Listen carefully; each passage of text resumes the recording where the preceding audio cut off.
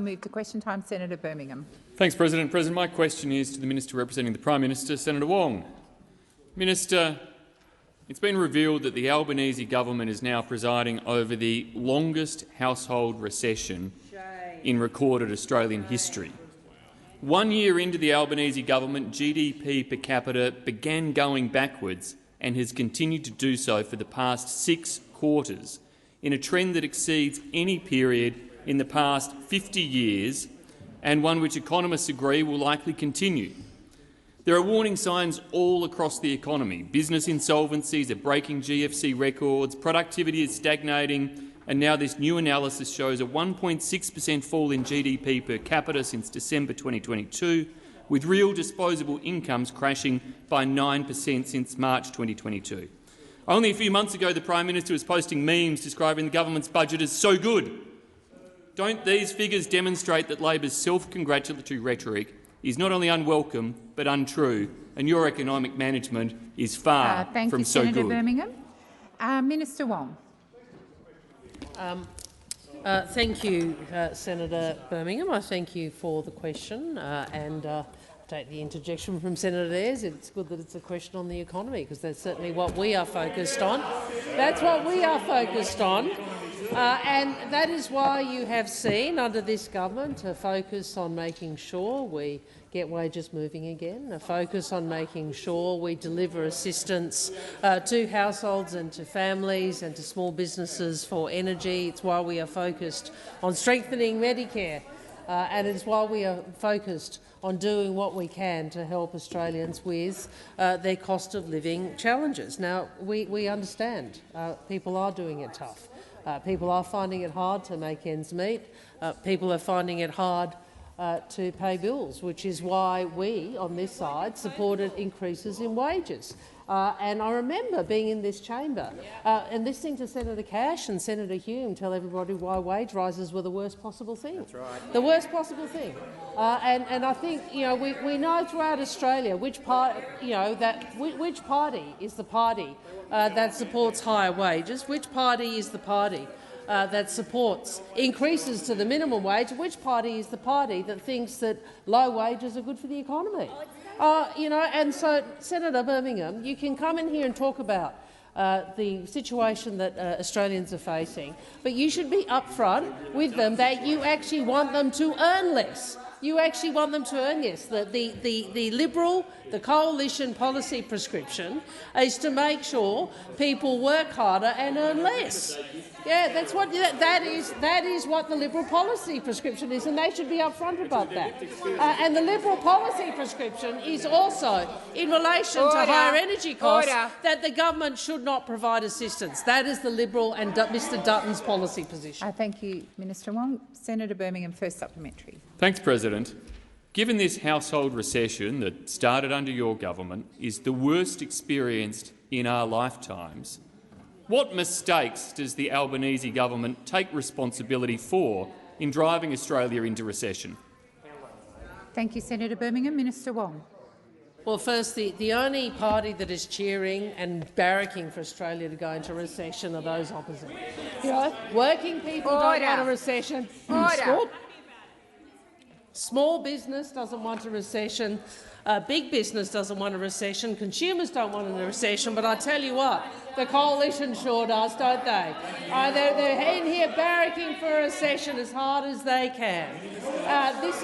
But what I'm asked about taking responsibility. Of course, we take responsibility for the economic management. Of course we do. We take responsibility for doing what we can as a government every single day to try and ensure we do what we can to assist Australians with the cost of living.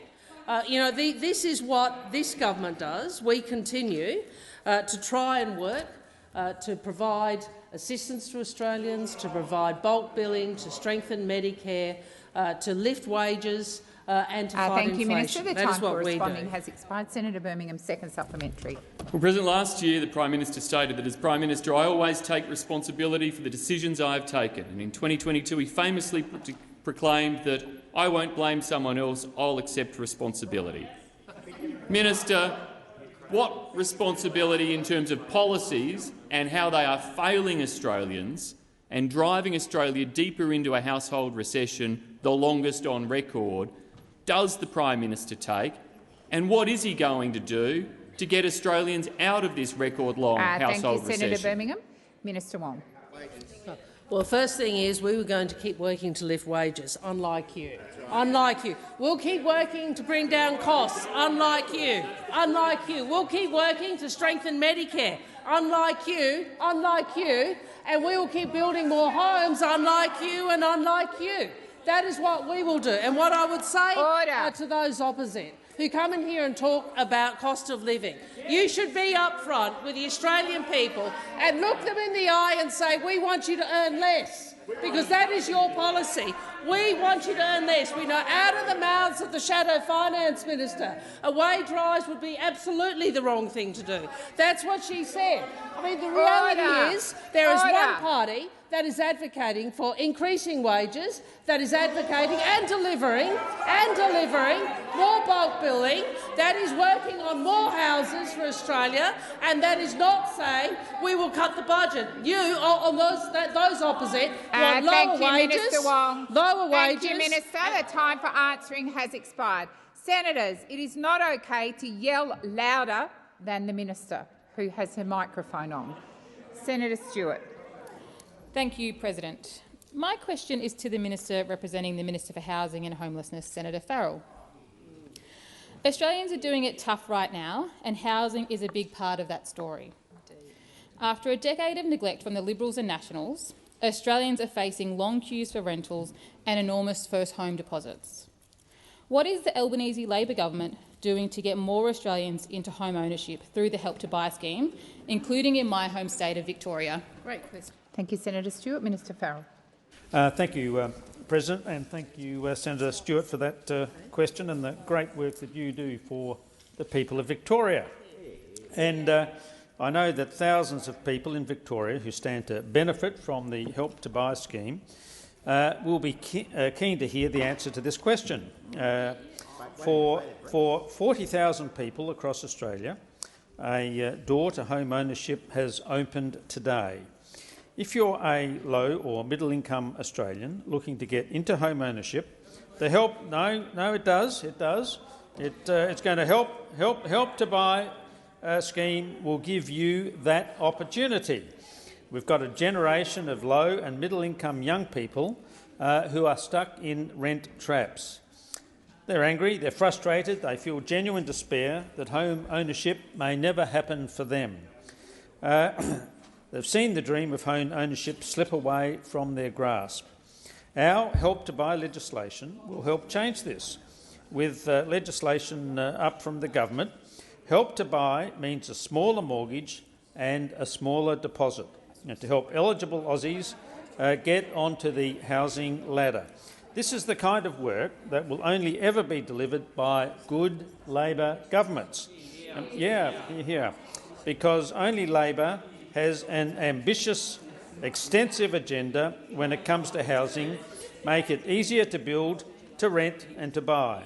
Because after a decade of neglect in the housing by the Liberals and the Nationals, they've abandoned the idea that working people should be ever able to own their own home. Only Labor will help more Australians into home ownership. Thank you, Minister. Senator Stewart, first supplementary. Thank you, President, and thank you, Minister, for that response. In government, the Liberals and Nationals vacated the housing policy space for a decade, not even having a housing minister for most of that time. How is the Albanese Labor government working to put home ownership back within reach for Australians, and what is standing in the way? Thank you, Senator Stewart. Minister Farrell. Thank you, President, and thanks Senator Stewart for her first supplementary. Minister Farrell, I'm sorry. Please resume your seat. Order. Minister Farrell, please continue. Well, thank you, Senator Stewart. And I think you've hit the nail on the head here, and the reaction by those opposite, I think shows that. And the senator knows, as well as anyone else, that there is no silver bullet, unfortunately, to the housing crisis. This problem has been 30 years in the making and made worse, Senator Cash, by the Liberals and the Nationals, who spent their time on the front benches twiddling their thumbs on an issue they determined to be a little tricky. They had no housing minister. They had no ambition, and worst of all, they had no plan for home ownership.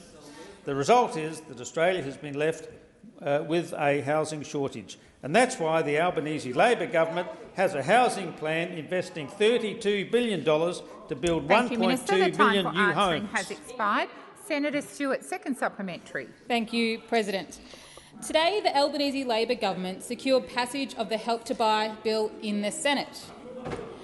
What does this mean for tens of thousands of Australians, including cleaners, early educators and aged care workers, who might finally now be able to realise the dream of owning their own home? Thank you, Senator Stewart. Minister Farrell. Thank you, President, and thank Senator Stewart for her second supplementary question. And this bill has been before the parliament for far too long. But we welcome the support that this bill has now received from the crossbench. This is delivering hope to thousands of Australians, and it means security and stability. It means the ability to put down roots and to take those big life decisions, such as whether to start a family.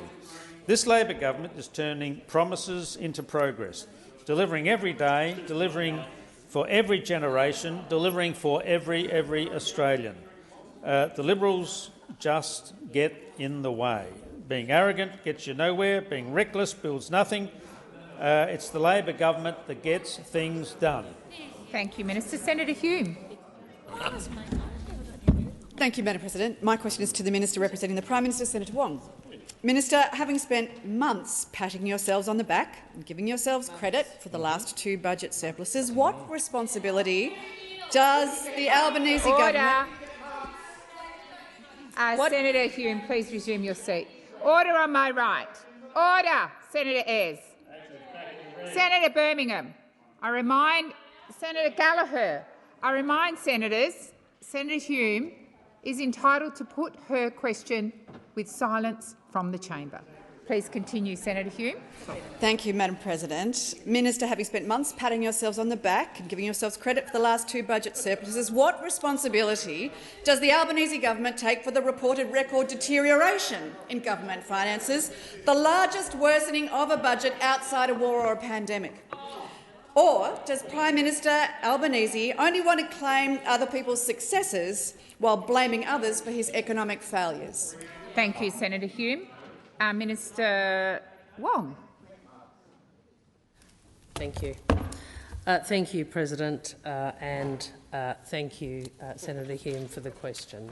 And Senator, we always take responsibility. We take responsibility for making sure we work to deliver higher wages. We take responsibility for making sure we work to deliver more bulk billing and more urgent care clinics. We take responsibility for making sure we get our housing support through the parliament. We take responsibility for making sure we properly fund infrastructure, we properly fund aged care, we properly fund health. These are all the things this government takes responsibility for. Now, I'd make the point, Senator, obviously these are not the government's numbers. These are numbers that will be updated in the usual way in the upcoming mid-year budget.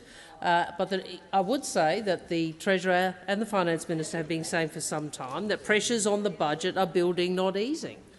We've been upfront about that. Senator Gallagher has made that clear. This report that you have referenced shows that global economic uncertainty, like the slowdown in China, is a key factor weighing heavily on the budget right now.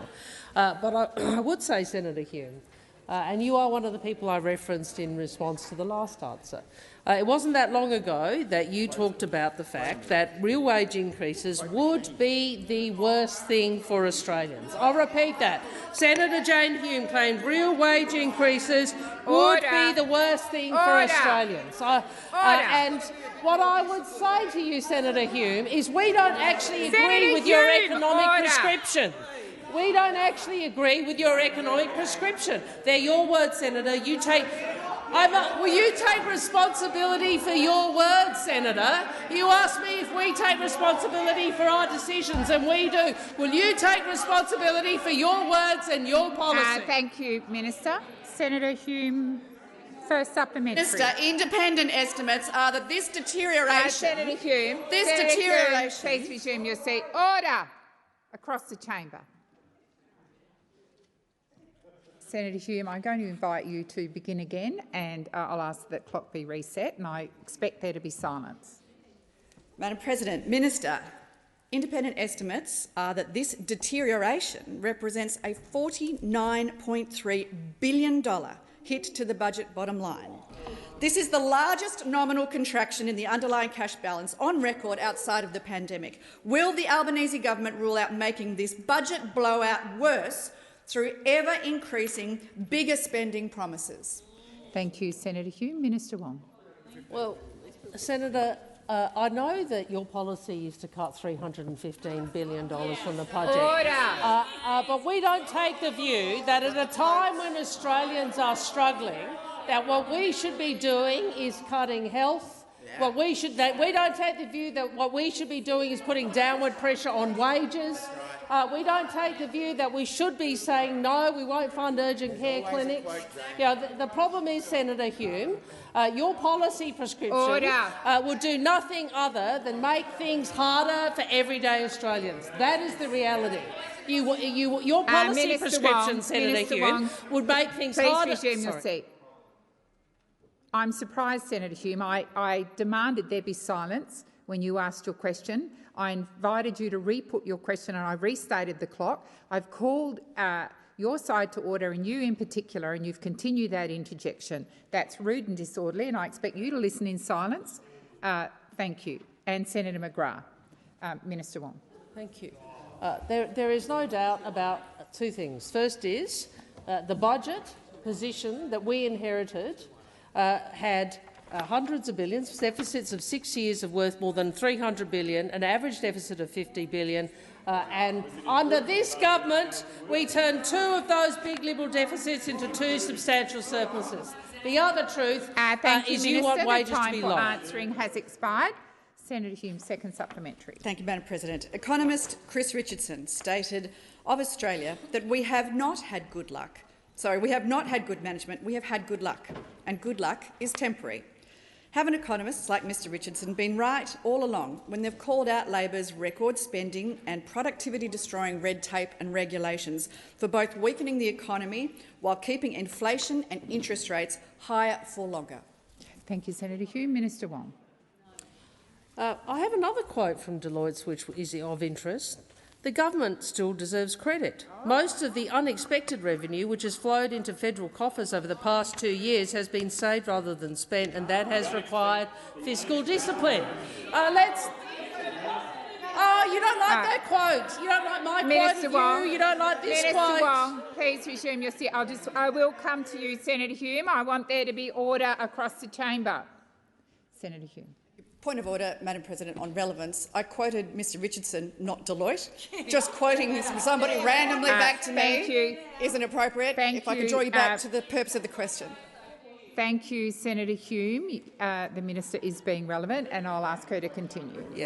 Well, I'll certainly give you another quote, Senator Hume.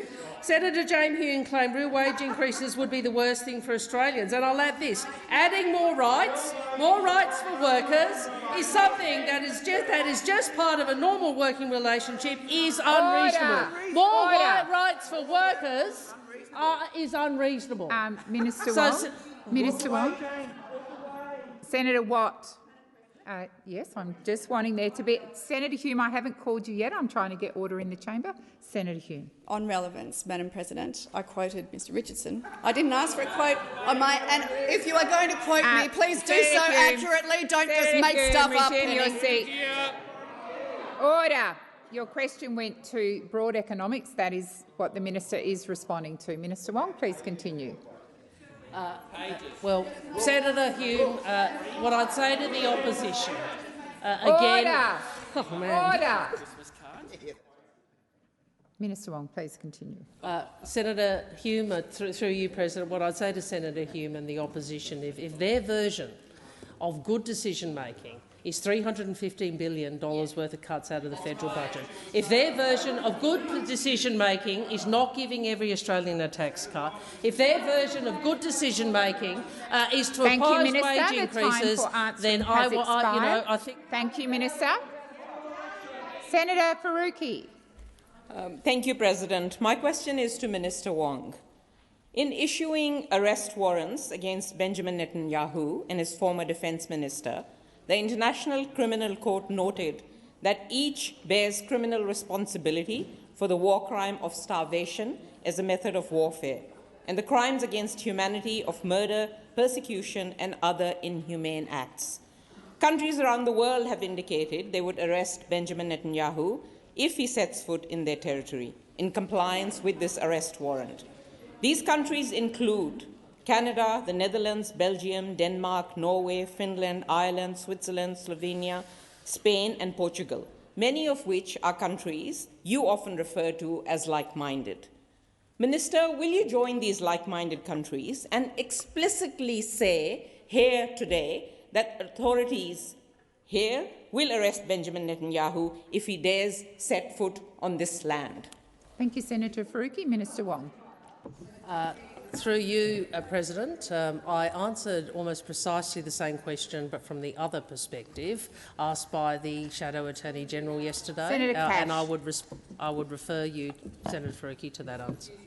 Senator Faruqi, first supplementary. Minister, I didn't ask for more weasel words. Weasel words, you saying respecting International Criminal Court and adherence to international law. I asked if you were going to comply with your obligations under international law and commit to arresting Benjamin Netanyahu in compliance with the ICC arrest warrant. Thank you, Senator Faruqi. Minister Wong. I answered precisely that question yesterday. I refer you to that answer, Senator. Thank you, Minister. Senator Faruqi, second supplementary. You just can't get yourself to say that you will arrest Benjamin Netanyahu or anything to support Palestinians. The ICC arrest warrants come on top of the UN recent special committee finding that Israel's methods in Gaza are consistent with genocide, as well as an International Court of Justice finding that Israel is responsible for apartheid in the occupied Palestinian territories. Minister, since you are such a self-proclaimed supporter of international law, why won't you impose sanctions on the genocidal apartheid state of Israel? Faruqi. Minister Wong. Senator, I know that you like to make this personal, but this isn't actually about me. Yes, I am the Foreign Minister, and my support for international law, it is a personal belief, but it is also a belief that this country, as a middle power, has an interest in international law and the international legal framework being observed. And that is why we've taken the position we have in relation to what has occurred in Gaza. It is why we talk about and join with others in relation to expressing a view on the application of international humanitarian law. It is why I'm working with other countries to lead an initiative internationally for the protection of aid workers. It is consistent with Australia's position, for example, in the South China Sea. Thank you, Minister. The time for responding has expired. Senator Marielle Smith. Thank you, President. My question is to the Minister representing the Treasurer, Senator Gallagher. The Albanese Labor government's economic plan is all about helping people with their cost of living whilst fighting inflation. We're working hard to bring costs down for households, push wages up and get inflation back where it should be. The Minister and the Treasurer have been taking measures to repair and reform the economy to achieve these objectives for all Australians.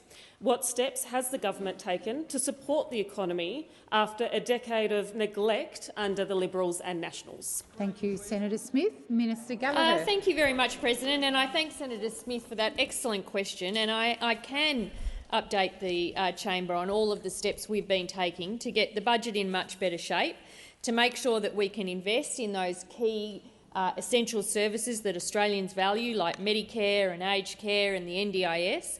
And we wanted to make sure, when we came to government, that we were dealing with all of the problems we inherited. So we had falling living standards, interest rates were increasing, inflation was going through the roof. Well, let's just remember your record. Let's just remember your record.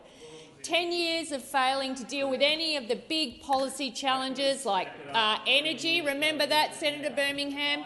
How many policies was there? 22 from memory, and haven't landed one of them, and there could be 23. We could be dealing with 23 now that they've all gone quiet about on their nuclear policy. But we have found $80 billion in savings. We've delivered 2 surpluses, which I know is particularly important for Senator Hume. 2 surpluses to the former government's zero surpluses. We've delivered bigger tax cuts, cheaper childcare, energy bill rebates, student debt relief. Student debt relief. Now, there's something that you never ever dealt with in government. Fee-free TAFE. Who possibly could vote against people getting access to training without having to pay for it? Who possibly could? Someone in this room does. You. You oppose it, unbelievably. More bulk billed GP appointments, cheaper medicines, again. Who in this place could vote against cheaper medicines? We'll have a look around, and yes, it's you, again. Cheaper medicines. Minister Gallagher, please Senator resume your seat. Senator Henderson. Point of order, Madam President. Just asking if the minister could direct her comments through the chair. I think the minister is directing her comments through the chair, Senator Henderson. Minister, please continue. Thank you. The largest increase to rent assistance in 30 years and the largest investment in social and affordable housing in more than a decade, because those opposite Thank you, Minister. don't believe in social has expired. Senator Smith, first supplementary. The Albanese Labor government will deliver the mid-year economic and fiscal outlook towards the end of the year, outlining the state of the budget. What has the government done to respond to spending pressures and deliver cost of living relief in the budget? Thank you, Senator Smith. Minister Gallagher. Thank you, President. I thank Senator Smith for the supplementary. Well, the Treasurer and I have made no secret since coming to government that pressure is building on the budget in a number of areas, primarily in areas like NDIS, aged care, defence and servicing the debt that we inherited, almost $1 trillion in debt. These are the big areas of pressure in the budget. Now, we're dealing with some of them, like we've got some reforms done with NDIS. We've got the big aged care bill through last week, so we are managing a couple of those big areas of pressure, but there's still more work to do. And I would say, for those opposite that always complain about spending in the budget, the biggest movement in the budget this year, $6.5 billion, was an increase in veterans' compensation payments. And why was that? Because we actually staffed the Department of Veterans Affairs so they could process the veterans' entitlements and deal with the backlog we inherited from those opposite. And were you seriously talking about cutting that? The time for answering has expired. Senator Marielle Smith, second supplementary. Thank you, President. Order. Order. Please continue, Senator Smith. Budgets are about choices, and the Albanese Labor government has delivered for all Australians whilst also taking decisions to improve the budget bottom line. How does the government's approach to economic and fiscal management compare to previous approaches? Thank you, Senator Smith. Minister Gallagher. Thank you, and I thank Senator Smith for that question, because it is relevant to have a look at what happened between us and what happened when they were last in power. They always measure our performance. Well, let's have a little look at theirs. Inflation was up, wages were down, jobs were sluggish, productivity was the worst in 40 years, business investment declined, and the budget was in deficit to the tune of $78 billion. And what have we done? Well, inflation is almost halved, had a 6 in front of it, now has a 2 in front of it. Annual real wages are growing. More than 1 million jobs created, 1 million people in jobs, more than when we came to government. We've reversed the decline in productivity. Business investment had grown. 2 back-to-back surpluses, something you were unable to do. And this, for the $1 trillion of debt we inherited, is now $149 billion less, because of the way we have managed the budget. Thank you, Minister. Senator David Pocock. Thank you, President. My question is to the Minister representing the Treasurer, Minister Gallagher. Minister, in September the Prime Minister said, and I'll quote him, "We are doing everything we can to ensure Australians are paying a fair price at the checkout and Australian farmers are getting a fair price for their goods." The Prime Minister committed to introducing legislation for a mandatory food and grocery code this year. With 3 sitting days left for the year, why hasn't the government introduced this legislation? Thank you, Senator Pocock. Minister Gallagher. Thank you very much, and I thank Senator Pocock for the question. We have, as everyone in the Senate will know, an extremely busy legislation program. We have a number of bills in here in the Senate that we are seeking to progress, and if there was a willingness to do that, we would sincerely appreciate it. If there is more, I can come back to Senator Pocock on the trajectory for that legislation. I will. We are serious about making sure that people get a fair deal at the supermarkets. I think everyone has been feeling this. Anyone who does the shopping sees it every day when they go to the supermarket, and wanting to make sure that they get a better deal and make sure that the supermarkets are doing the right thing by people, I think is a priority for all of us in this place. We have responded to the review, the Emerson review, which talked about making a code of conduct for supermarkets mandatory, and that is being progressed. I don't have the exact date of when that will be, but I will see if I can provide it during this question time. Thank you, Minister. Senator Pocock, first supplementary. Thank you, President, and thank you, Minister.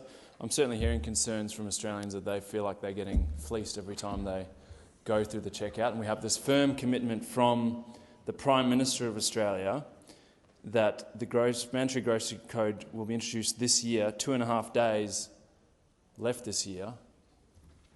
Can I ask the government if we will in fact see that, or if this is not going to happen? Thank you, Senator Pocock. Minister Gallagher. Thank you. Well, I've taken that element of Senator Pocock's first question on notice, and I will come back with any information that I can provide. The Prime Minister has been dealing with this issue for some months. He's very keen to make sure that we are doing whatever we can to make sure shoppers are getting a fair deal at the supermarket. So you've already seen the investments we've given to the ACCC to make sure that they crack down on market conduct, including misleading and deceptive pricing practices, and we've seen some of the results of that with the work that the ACCC is taking through the courts. We have done the work on a new mandatory food and grocery code, as you have outlined, and we will legislate to enact multi-million-dollar penalties. We've worked with the states and territories on planning and zoning for supermarkets. We're also looking at what further can be done on shrinkflation, where customers are charged the same for less. ACCC will be doing their inquiry into supermarkets, and we've given the ACCC stronger powers to scrutinise mergers, which is legislation before this place, and hopefully we can pass it. Senator Pocock, second supplementary. Thank you, President. Minister, you mentioned the legislative agenda before the Senate. Why is the government prioritising electoral reform that gives more money to the major parties ahead of actually looking after Australians when they shop at Coles or Woolies? Rather than deal with that, you're looking to entrench the Coles and Woolworths of Australian politics.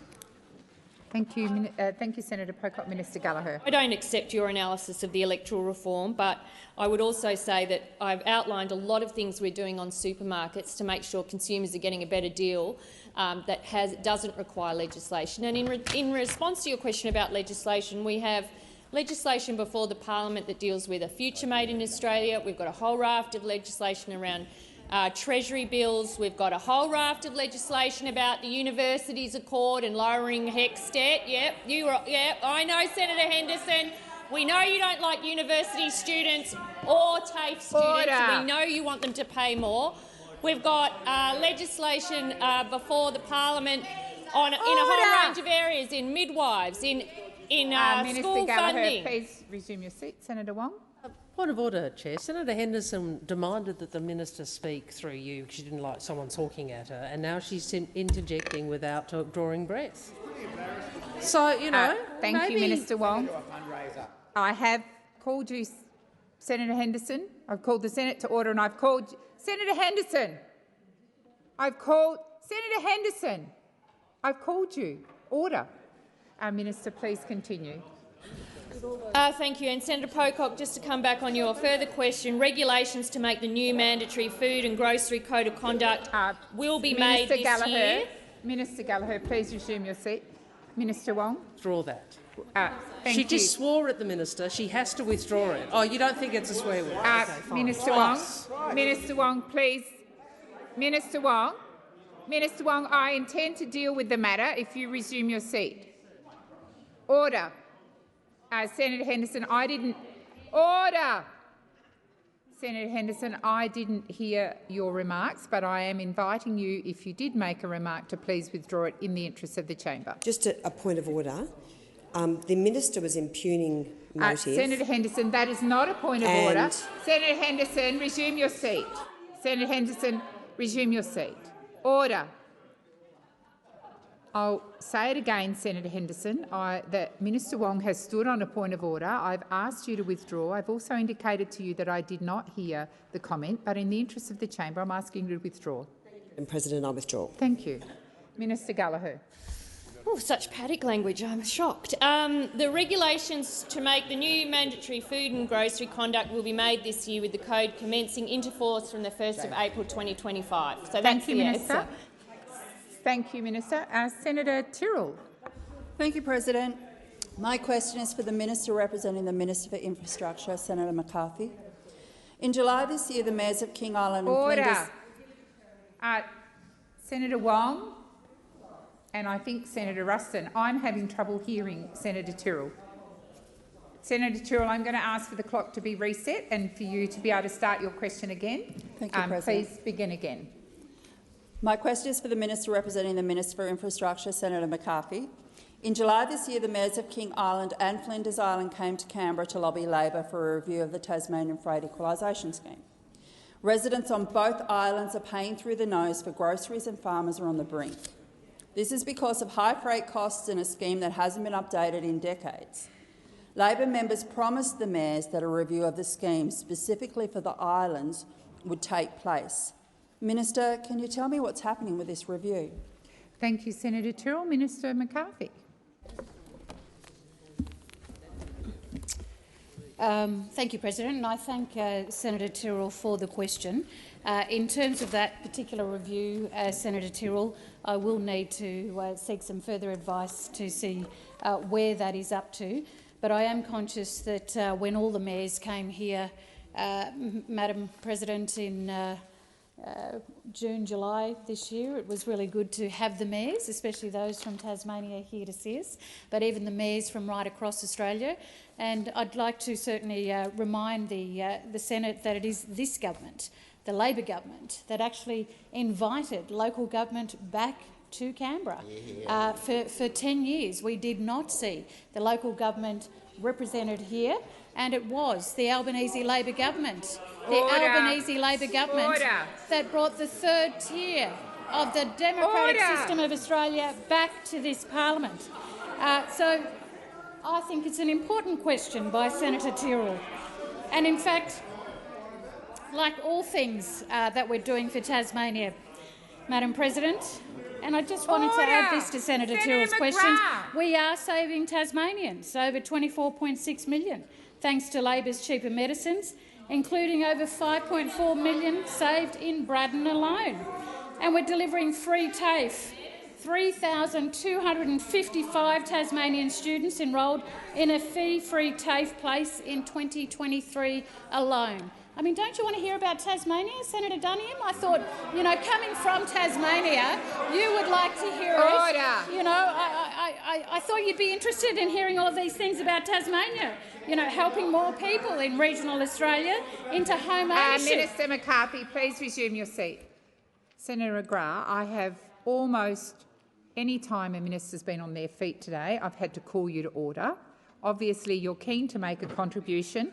Please find that opportunity outside of question time. Equally, Senator Duniam. Minister McCarthy, please continue. He's the worst. He's the worst.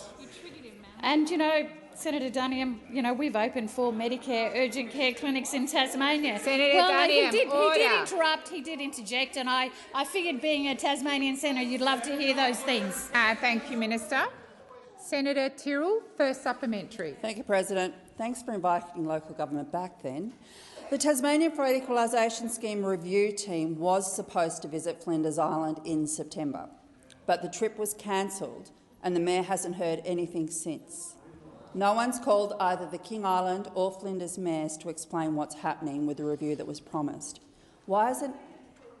Well, that's come from Rachel and Marcus. So why hasn't anyone bothered to call them? Thank you. Thank you, Senator Tyrrell. Minister McCarthy.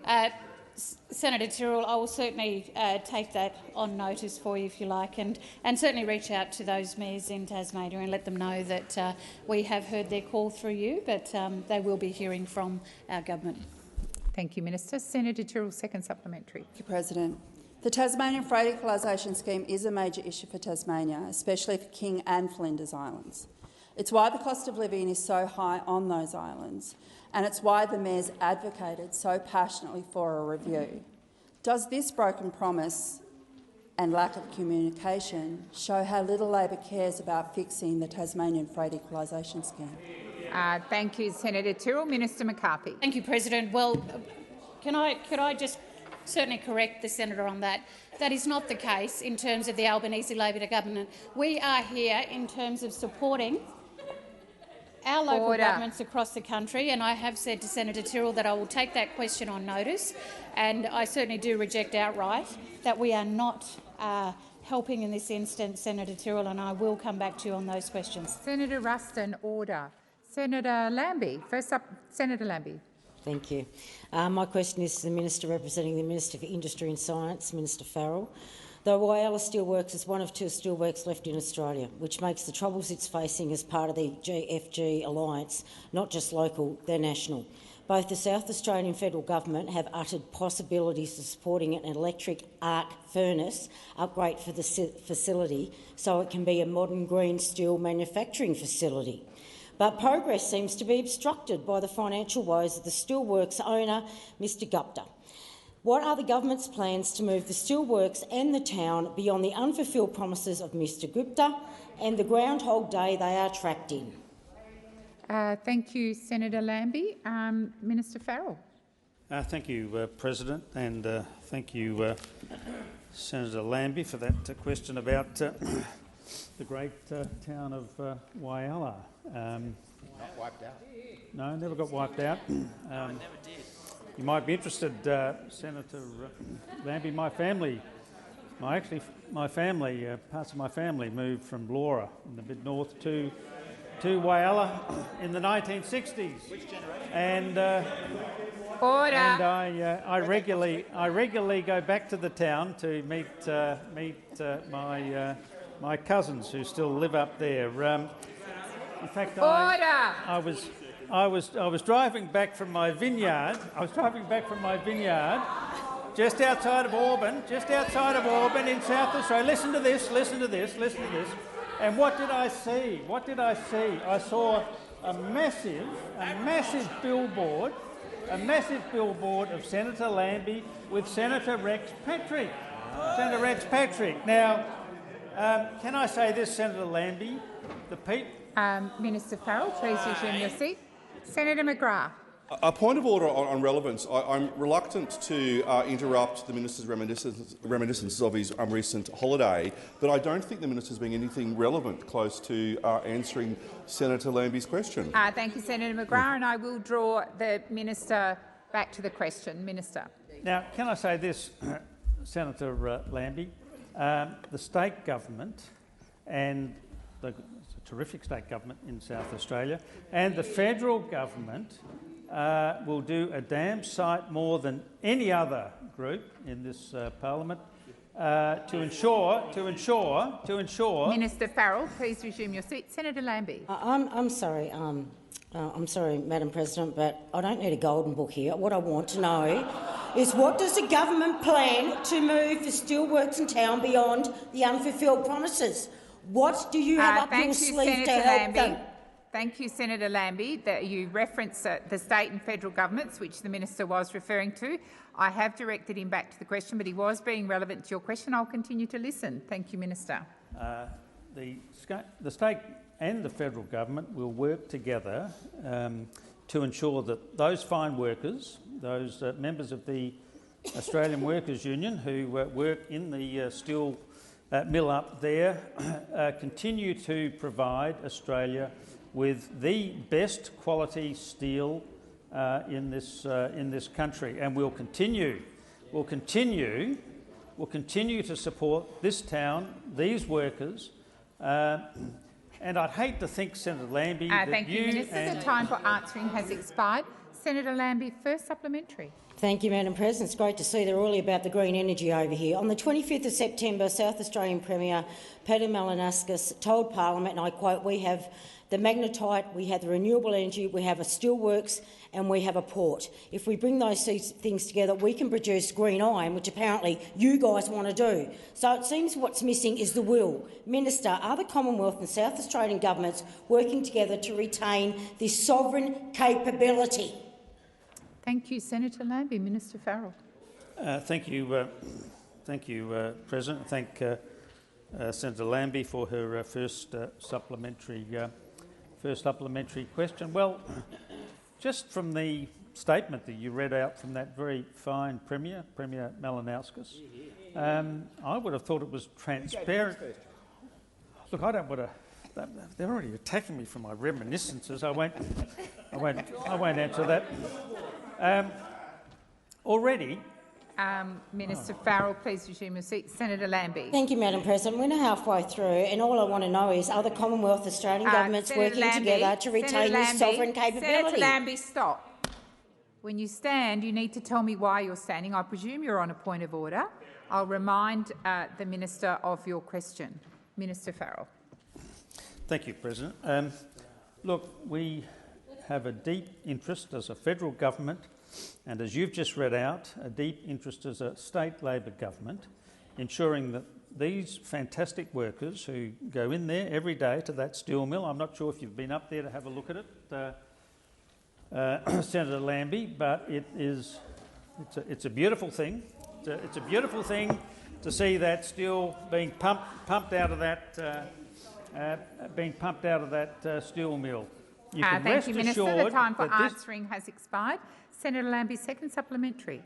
Thank you, Madam President. The government has sent billions of dollars overseas to assist foreign shipbuilding capabilities. What about local industry?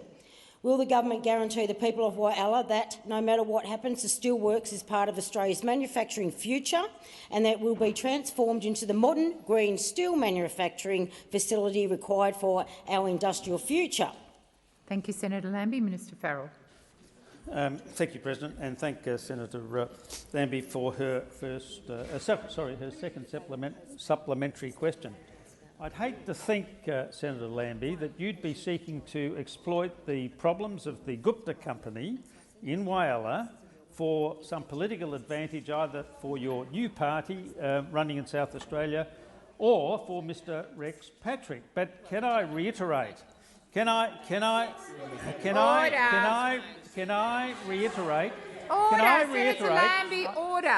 I reiterate that this federal government, alongside that terrific state government led by Mr. Malinauskas, Premier Malinauskas, can do two things.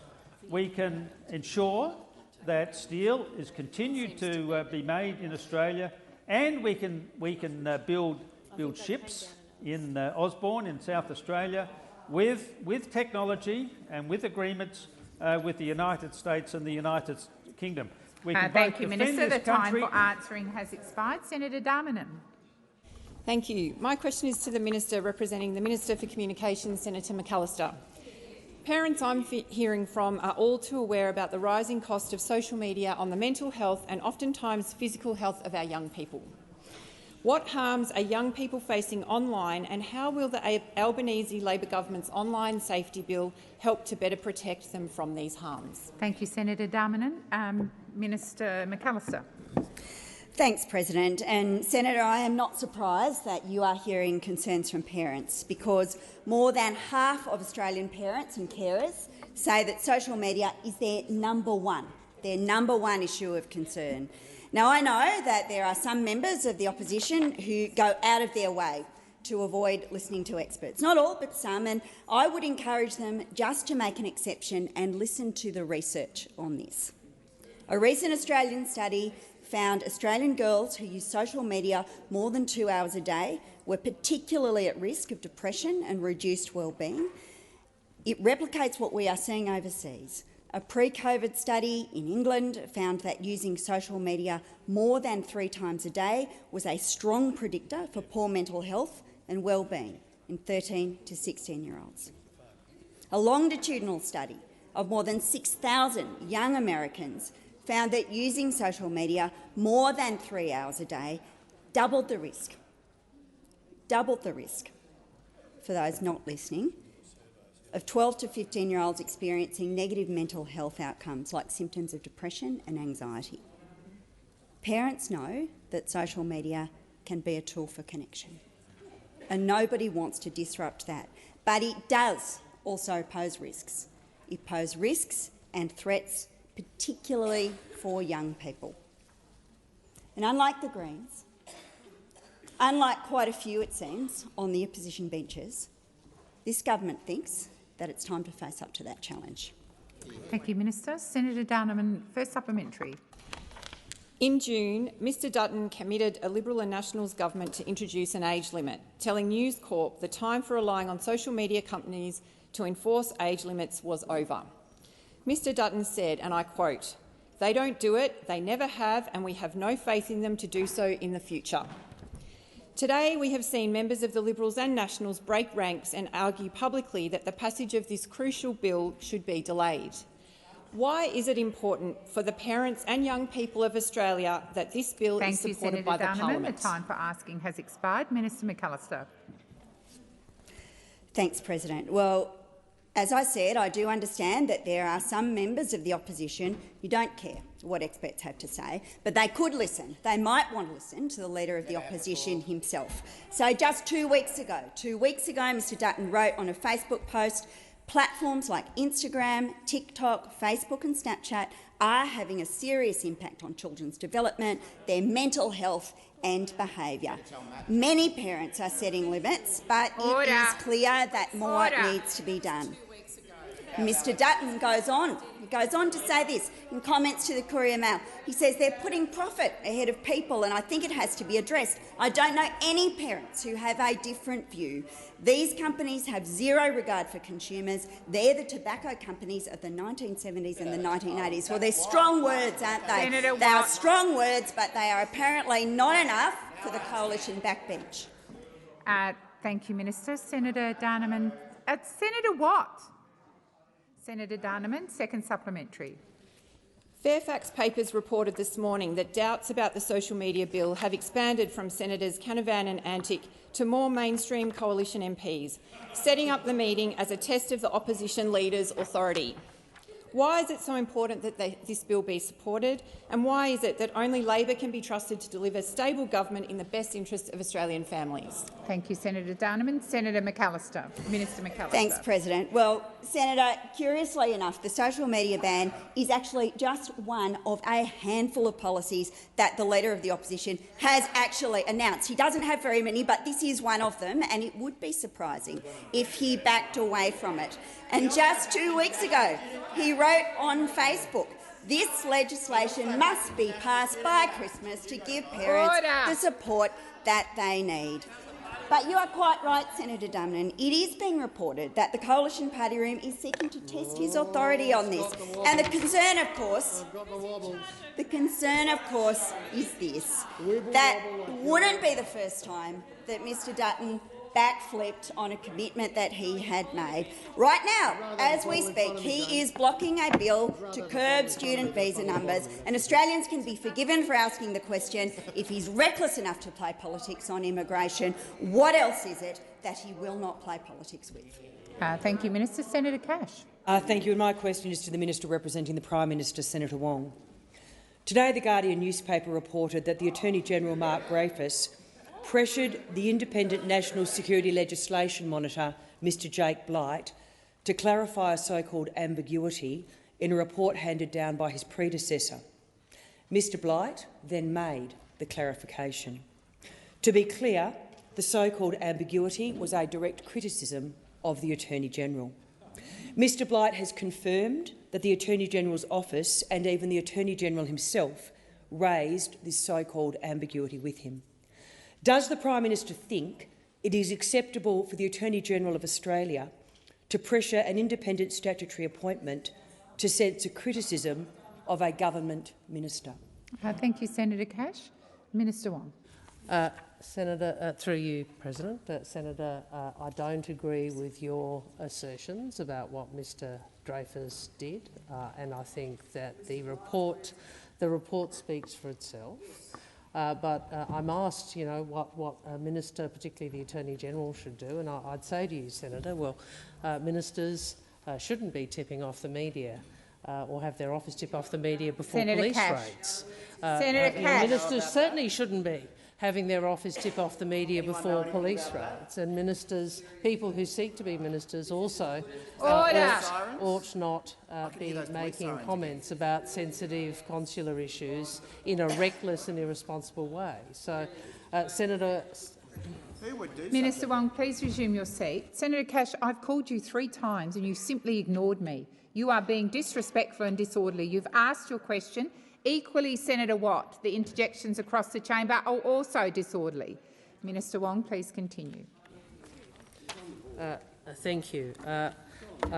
The decision to clarify the annual report was an independent decision, and the INSLM, the Independent National Security Legislation Monitor, was not subject to any direction from the government.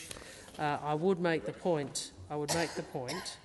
That the issues in relation to the report, I would say to you, Senator, I think reflect less than well on past holders of the Attorney-General's position. Thank you, Minister. Senator Cash, first supplementary. Thank you. And again, the National Security Legislation Monitor, Mr Jack Blight, has confirmed that the Attorney-General's office and even the Attorney-General himself raised the so-called ambiguity with him. How are the Attorney-General's actions in pressuring an independent statutory officer consistent with the Ministerial Code of Conduct?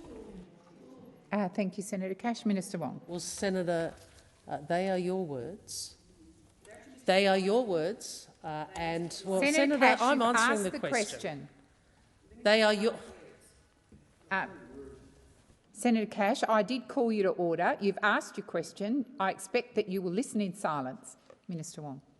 I would say to you, through you, President, to the chamber, do not, again, fall for Senator Cash making unfounded statements in this place.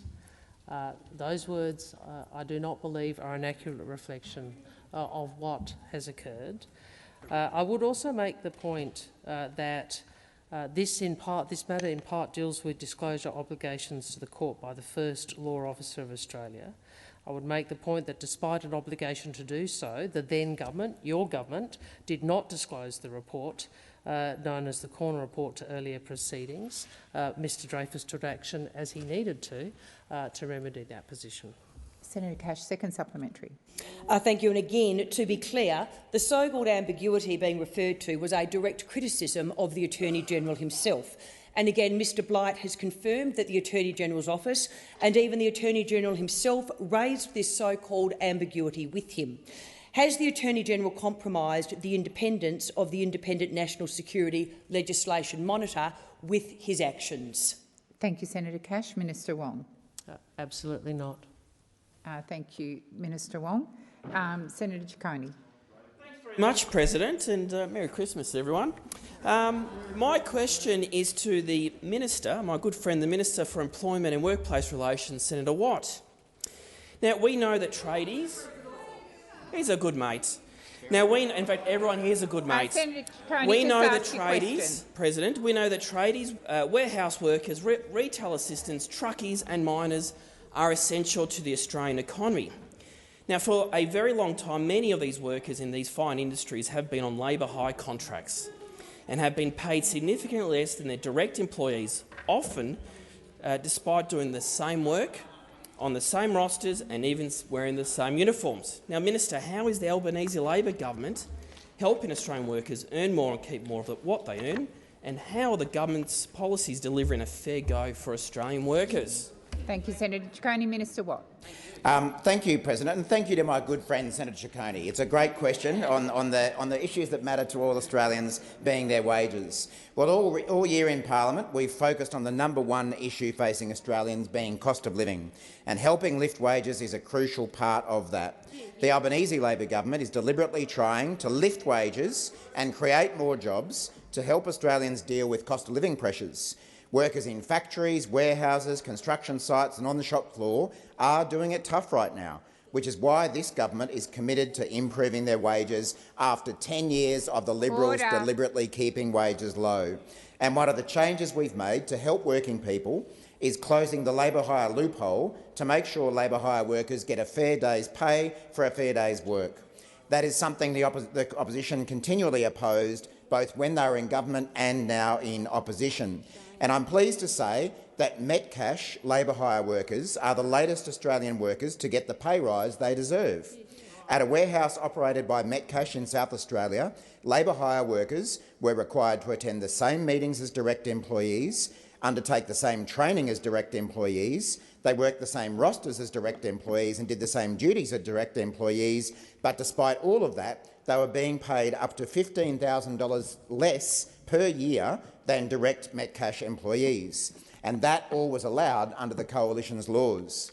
But as of yesterday, because Labor closed the loophole, the one you voted against, because Labor closed the loophole that allowed those workers to be underpaid, those labour hire workers will now be earning the same as direct employees. And workers like Tiles, who said, quote, "For 6 months I've been doing the same job as workers who were directly employed by Metcash, but I haven't been paid the same. This decision means that for the first time I'll be paid fairly for the work I do." Under Labor, workers will earn more and keep more of what they earn. Under the Liberals, they'll work longer for less. The time for answering has expired. Senator Ciccone, first supplementary. Thanks a lot, President. And I know many of our fine meat workers, flight attendants and miners, many of who will be working very hard in the lead up to Christmas, should not be paid less just because they're employed as labour hire. I do note that the opposition leader believes that paying Australian workers fairly would, and I quote, undoubtedly damage the Australian economy.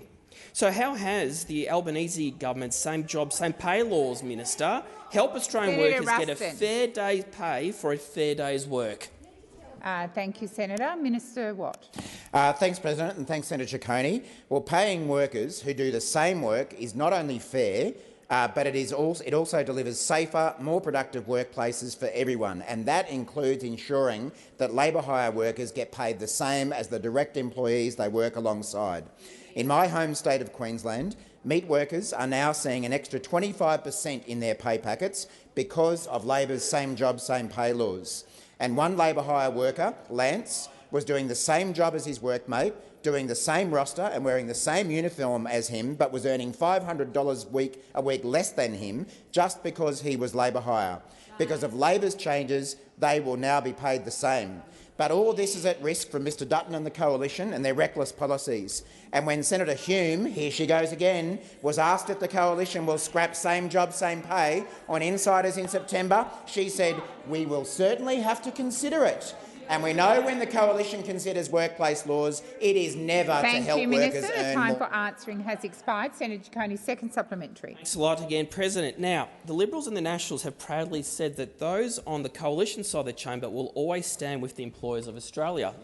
They have also promised to take a suite of targeted repeals of workers' pay conditions to the next election. Order. Now, Minister, what is the government doing to put more money in the pockets of Australian workers and their families, and what are the key barriers to achieving this? Minister Watt. Thank you, President, and thank you, Senator Ciccone. It is disturbing that when Australians are dealing with cost of living pressures, Mr Dutton is so reckless when it comes to workplace laws. Laws that have meant Australians are now earning more to deal with the very cost of living pressures that they're facing. And the inconvenient truth for Mr Dutton is that he and the Coalition have voted against every single Labor measure to lift wages and improve the condition of workers. Not once, not twice, but 48 times in this parliament they have voted against Labor's measures to increase wages and conditions. In fact, when we were passing the labour hire laws, Senator Cash, in a Sky News interview, described them as, quote, the most radical shake-up of Australia's industrial relations system in decades, and Labor is making a bad situation worse, and that these changes were an attack on the labour hire industry. So rather than support workers struggling to pay their bills, the coalition, quote, will always stand on the side of employers in Australia, Thank you, even when Minister. they're The underpaying time their for workers. answering has expired. Minister Wong. On that note, I ask that further questions be placed on notice.